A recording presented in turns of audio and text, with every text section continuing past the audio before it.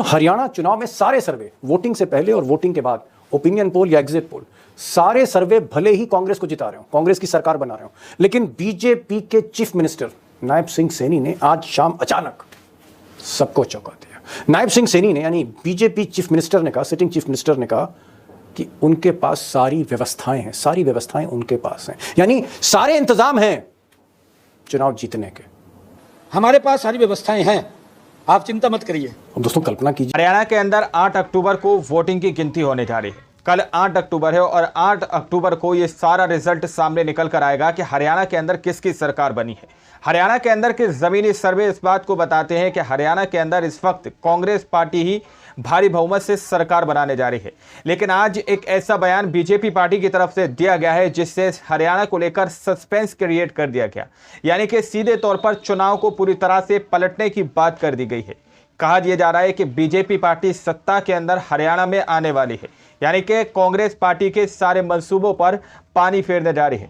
किस तरह से यहाँ पर ये उलटफेर होने जा रहा है, हमारे साथ वरिष्ठ पत्रकार दीपक शर्मा जी मौजूद हैं। उनकी इस रिपोर्ट को आप लोग जरा गौर से देखिए।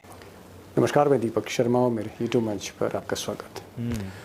दोस्तों, हरियाणा चुनाव में सारे सर्वे, वोटिंग से पहले और वोटिंग के बाद, ओपिनियन पोल या एग्जिट पोल, सारे सर्वे भले ही कांग्रेस को जिता रहे हो, कांग्रेस की सरकार बना रहे हो, लेकिन बीजेपी के चीफ मिनिस्टर नायब सिंह सैनी ने आज शाम अचानक से सबको चौंका दिया। नायब सिंह सैनी ने, यानी बीजेपी चीफ मिनिस्टर ने कहा, सिटिंग चीफ मिनिस्टर ने कहा कि उनके पास सारी व्यवस्थाएं हैं, सारी व्यवस्थाएं उनके पास हैं, यानी सारे इंतजाम हैं, बताइए, चुनाव जीतने के।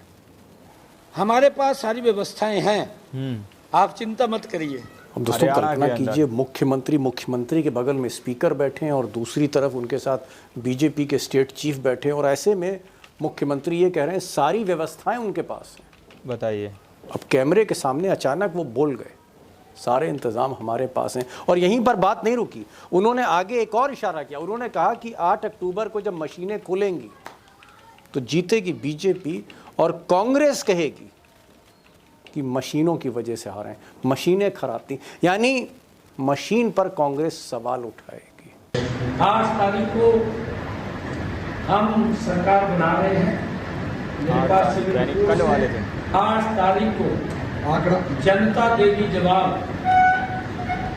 और ये कहेंगे कि ईवीएम है।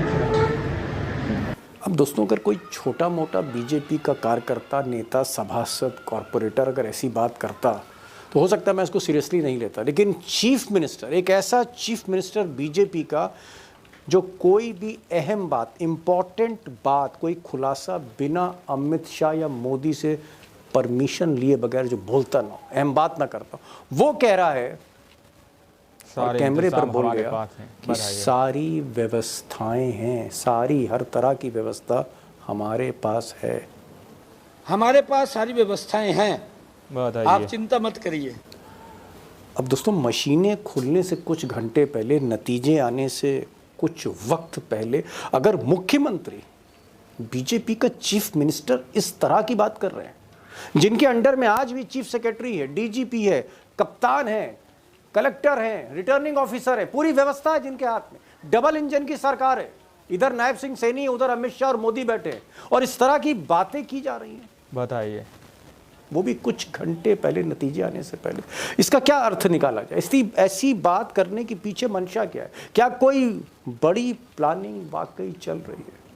क्या कोई बड़ा उलटफेर होने जा रहा है? और या फिर पोस्टल बैलेट का खेल है? पोस्टल बैलेट का खेल है। आगे मैं एक्सपर्ट के जरिए बताऊंगा कि ये पोस्टल बैलेट का गेम क्या है, खासकर जहां पर हार जीत कम अंतर से होती। पोस्टल बैलेट पर भी आऊंगा। और सवाल इस बात का है कि मशीनों की बात क्यों छेड़ी जा रही है?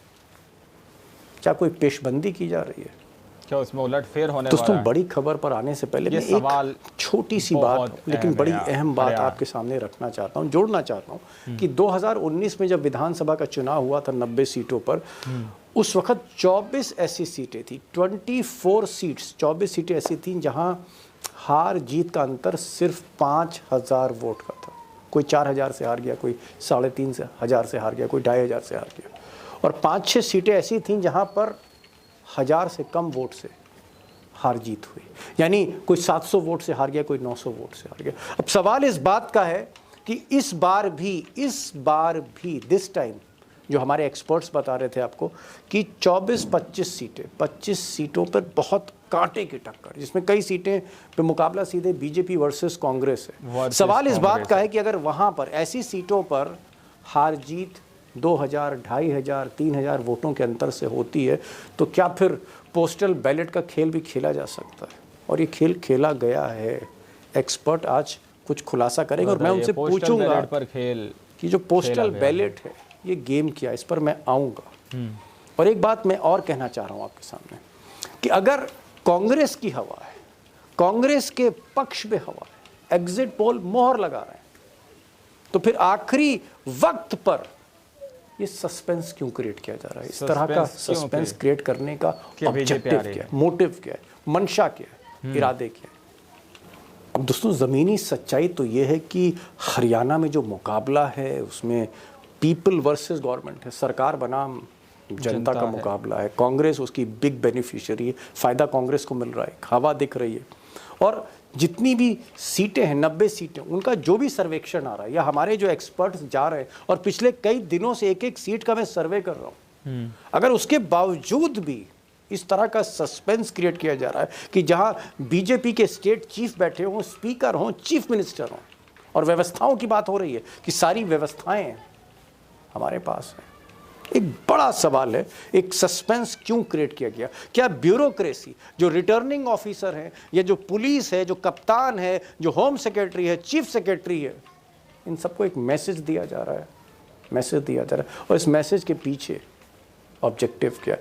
दो खास मेहमान होंगे। मैंने आज हेमंत अत्री साहब, जर्नलिज्म के किंग हरियाणा के, उनको मैंने कहा कि आप आइए, राज खोलिए, पर्दे खोलिए, खुलकर बात करिए, ये बातें छुपाने का वक्त नहीं, खुलकर बोलिए, इधर उधर की बात नहीं। हेमंत अत्री हैं, उनको ज़रूर सुनिएगा क्योंकि it's a very big question. हो सकता है जम्मू कश्मीर में जहां हुकूमत आपको पता है किसके पास है आज की तारीख, जम्मू कश्मीर, हरियाणा, आगे भी, और ये सब चीज़ें पहले भी हुई हैं। और आज के जो खास मेहमान हैं, उमाकांत लखेड़ा 1991 से चुनाव आयोग कवर कर रहे हैं, और हेमंत अत्री भी हरियाणा के साथ साथ चुनाव आयोग की कवरेज करते रहे हैं। तो खास मेहमान है, आखिर तक सुनिए। सवाल छोटा नहीं है, हल्का नहीं है, समझने की जरूरत है इसको। अत्री साहब, पिछली बार 2019 में तकरीबन हरियाणा 20 के से अंदर क्या 25 होने सीटें जा रहा ऐसी थी जहां पर हार जीत का अंतर बहुत कम था, 4-5 हज़ार था, 4-5 हज़ार वोट से हार जीत हुई थी। और 5-6 सीटें ऐसी थी पिछली बार जहां पर हार जीत का अंतर 1000 से भी कम था। और अमूमन हर चुनाव में, मुझे लगता है कि लखेड़ा साहब भी मेरी बात से सहमत होंगे, हर चुनाव में कई ऐसी सीटें होती हैं, 2-3 दर्जन, जहां बहुत नेक एंड नेक फाइट होती, कांटे की टक्कर होती, 1000, 2000, 800, 900 वोट से हार जीत होती है। क्योंकि आप सिर्फ हरियाणा के किंग नहीं है, आपने 20 साल इलेक्शन कमीशन कवर किया है, इलेक्शन कमीशन की आप एकदम तह के अंदर घुसे हुए हैं। मैं जानना चाह रहा हूं कि अगर 1000, 1500 का अंतर है, 800, 900 वोटों का अंतर है, तो क्या बैलेट पेपर के थ्रू कोई खेल हो सकता है या बाकी कुछ खेल हो सकता है? क्या इस तरह का मैनिपुलेशन हो सकता है मिस्टर अत्री?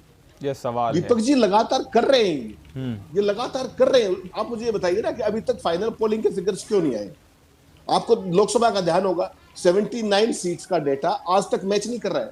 वोट पोल्ड कम है, वोट काउंटेड ज्यादा है। जो चीज आपने पोल ही नहीं की उसको काउंट कैसे कर लिया?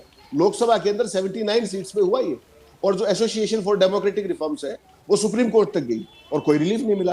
बाकी आपको कहानी पता है। ये करते क्या है दीपक जी, उस चीज को समझिए।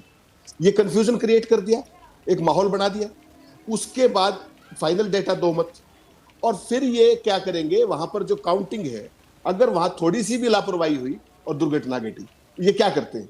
2019 का एग्जांपल देता हूं मैं आपको, और उससे बड़ा एग्जांपल 2019 का एग्जांपल क्या है? जो दीपेंद्र सिंह हुड्डा है, उनको 2019 में भूपेंद्र हुड्डा के बेटे जी दीपेंद्र हुड्डा 2019 में उनको 7500 कुछ वोटों से हरा दिया गया। क्या किया गया? उस खेल को समझिए, हरियाणा की जनता समझ जाएगी उसको। इलेक्शन कमीशन का रूल है कि पोलिंग जो काउंटिंग शुरू होगी उसमें सबसे पहले पोस्टल बैलेट गिने जाएंगे। फर्स्ट राउंड पोस्टल बैलेट का हमेशा होता है, हम रोज डिबेट करते हैं आपके साथ। जी। पोस्टल बैलेट गिने जाएंगे और उसके बाद सारी की सारी ईवीएम टच की जाएंगी। उस इलेक्शन में क्या किया, थोड़े बहुत पोस्टल बैलेट गिने क्योंकि प्लान तैयार था, थोड़े बहुत पोस्टल बैलेट गिने, उसके बाद सीधी ईवीएम खोल दी गई। और वो जब मार्जिन जहां तक गया, मार्जिन जैसे भी गया, और आखिर में ये कह दिया गया, दीपेंद्र वहां तक जीते हुए थे ईवीएम तक, फिर ये कहा गया कि पोस्टल बैलेट गिन लेते हैं। और वो पोस्टल बैलेट जब गिने, अच्छा, तब तक दीपेंद्र हुड्डा जीत रहे थे, ईवीएम तक जीत रहे थे वो लगातार। उसके बाद कहा कि पोस्टल बैलेट ले आओ, और पोस्टल बैलेट आते गए और 7500 से ऊपर वोट से दीपेंद्र को हरा दिया गया आधी रात को। बताइए। तो ये खेल जो करते हैं बेसिकली, इसमें कुछ चीजें मैं बता दूं आपको साफ। पोस्टल बैलेट एक पक्ष, डेटा ना बताना पोलिंग का दूसरा पक्ष, और इलेक्शन कमीशन की चुप्पी इस सारे खेल पे लगातार, चाहे लोकसभा के चुनाव की काउंटिंग आज तक भी चुनाव आयोग ने मुंह नहीं खोला कि डेटा मिसमैच कैसे कर रहा है। इसी चुनाव की बात कर रहा हूं, आज तक चुनाव आयोग ने मुंह नहीं खोला कि पोलिंग से ज्यादा काउंटिंग कैसे होगी वोटों की, सवाल ये है। और तीसरी सबसे महत्वपूर्ण बात यह है, जो हरियाणा के इसको बड़ा इफेक्टिवली रोका भी जा सकता है, ऐसी बात नहीं। अगर हरियाणा के जो बीजेपी कांग्रेस के नेता हैं, अगर वो इसको ठान ले कि वो नहीं होने देंगे, तो इनका सारा खेल ध्वस्त भी हो सकता है। केवल 2 मिनट का सारा खेल ध्वस्त हो सकता है। जो फार्म 17 सी जो कांग्रेस पार्टी के सारे कैंडिडेट्स ने इकट्ठे किए हैं, उस पे क्या होता है, सबसे ऊपर होता है मशीन का सीरियल नंबर, फिर होता है उस बूथ पर कितने वोट पोल हुए। जब जैसे ही मशीन आए, सबसे पहला काम आप कराइए कि पोस्टल बैलेट गिनिए, सारे काउंटिंग खत्म कीजिए, तभी भी सारी काउंटिंग तो क्लियर हो गया पोस्टल बैलेट का, कोई एक भी बचेगा। आप लोगों ने इस रिपोर्ट को शुरू से आखिर तक देखा। रिपोर्ट के अंदर सीधे तौर पर बताया गया कि किस तरह से हरियाणा को लेकर सस्पेंस क्रिएट किया जा रहा है। ऐन वक्त पर, आखिरी मौके पर कल हरियाणा के वोटिंग की काउंटिंग होने जा रही है। हरियाणा के अंदर के सारे वोट गिने जाएंगे कि आखिर हरियाणा में किसकी सरकार बनने जा रही है। ऐसे वक्त पर, ऐसे मौके पर इस तरह का सस्पेंस क्रिएट करना आखिर किस और इशारा करता है? ज़मीनी सर्वे, लोकपोल के सर्वे, या फिर जितनी भी वेबसाइट हैं, जितनी भी लोग जो सर्वे करते हैं, उन्होंने यही सर्वे किया कि हरियाणा के अंदर भारी बहुमत से कांग्रेस पार्टी जीतती हुई नजर आ रही है। तकरीबन 55 से 60 सीटों पर कांग्रेस पार्टी अपनी सरकार बनाएगी हरियाणा के अंदर। लेकिन एन वक्त पर, एन मौके पर इस तरह का बयान बीजेपी की तरफ से सामने निकल कर आया है कि हरियाणा के अंदर बीजेपी पार्टी आ रही है। अब आप लोग इस सारे मामले को किस नज़र से देखते हैं? जिस तरह से यहाँ पर यह बताया गया है कि अत्री जी ने बताया कि वहां पर पहले बैलेट पेपर की ही गिनती होनी चाहिए, उसके बाद ईवीएम की गिनती शुरू करनी चाहिए। क्या आप लोग इस बात से सहमत हैं? क्या वाकई में हरियाणा के अंदर बीजेपी पार्टी की सरकार आने वाली है? क्या वाकई में हरियाणा के अंदर कांग्रेस पार्टी जीतेगी? आप लोग इस सारे मामले को किस नज़र से देखते हैं? अपनी राय कमेंट सेक्शन में हमें ज़रूर दीजिएगा। मिलते हैं अगली वीडियो में, जब तक के लिए जय हिंद, जय भारत।